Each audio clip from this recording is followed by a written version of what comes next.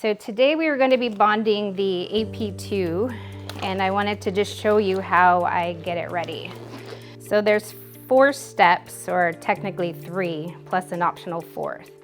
The first one is to size it, the second one is to cut it, and the third one is to crimp it. And then the 4th one is optional, and that is if you needed to add any torque to it to adjust for a high cuspid or a flared out cuspid.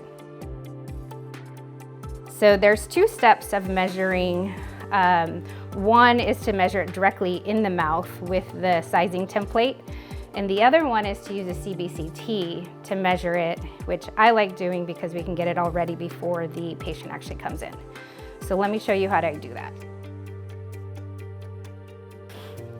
So the direct method is to use the little template, and you just line up that molar buccal groove here, right there, to your canine. So this one's closer to a 28. So I take a CBCT on every patient, so it's really easy for me to actually measure it. You just use the volume. I have an iCat, so I use the In Vivo software.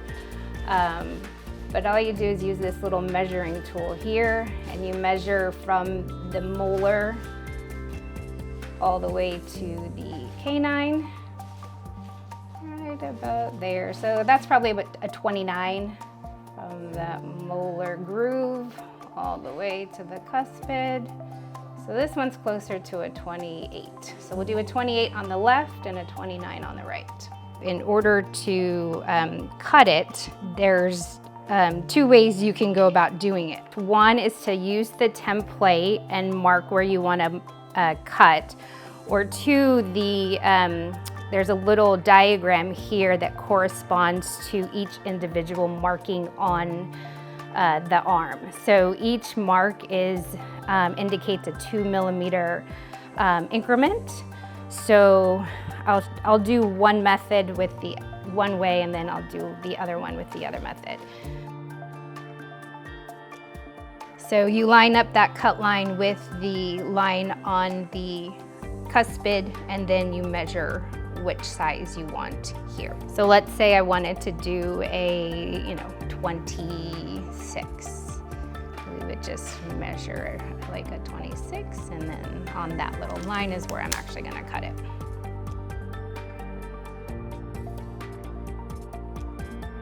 So the other method is to use our little handy chart. And so as provided, that's a 34 millimeter mark. And then if you just trim on the first line, that's 32, second line 30, third line 28, and so forth. So in this case, if we wanted to do a 26, we would measure 4 lines. And so we would do 1, 2, 3, 4, right there. Cutting it is pretty simple. Now that you've marked where you need to cut it, you just take your lab cutter and you cut it. And that is how you cut it. So the next step would be to crimp it. So all we do is we grab our receiver and we put the buccal arm into the receiver. And then just making sure that the buccal arm is all the way into the receiver, we're going to crimp it in 2 different places, one right in the center of the receiver and the other one next to the hole of the receiver. And you want to crimp it on the occlusal gingival direction. And you don't have to use too much pressure, you just very gently crimp.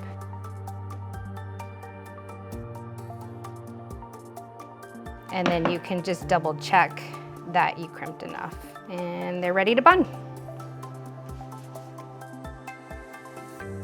So the 4th and optional step is if you wanted to add any torque to the cuspid pad. So what you want to do is take 2 Weingarts. You'll put 1 Weingart kind of at the base of the cuspid pad and the other one on the arm.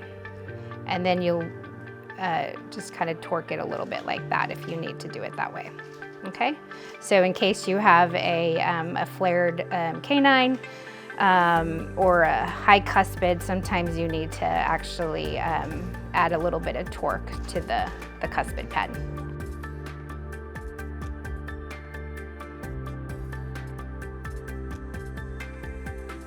For instructional purposes, I just wanted to show you up close on the Typodont how to remove the ties. You just want to make sure once you bond it onto the patient, you do need to remove the ties, and I'll show you why. And so there's two elastomeric ties on here on the distal wings. So we just need to take a little picker and have it come off. The reason they're on there is because this little molar tube has an attachment where it can actually easily slide in and out. If you do get a accidental debond, the patient could come over here and slide it out. And then when they bring this back into you, you just sandblast it, put it back in, and then bond in the exact same location that it was in before.